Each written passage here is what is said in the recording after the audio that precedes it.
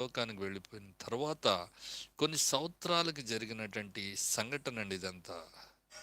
ఆ స్వరం విన్నప్పుడు అతడు అంటాడు, ప్రభువా నీవెవరు, నువ్వెవరువో నాకంటే గొప్పవాడిలాగా ఉన్నావు, నన్నే పడగొట్టున్నావు, నీవెవరువు అని అడిగితే అని అంటాడు, నీవు హింసించుచున్న యేసుని.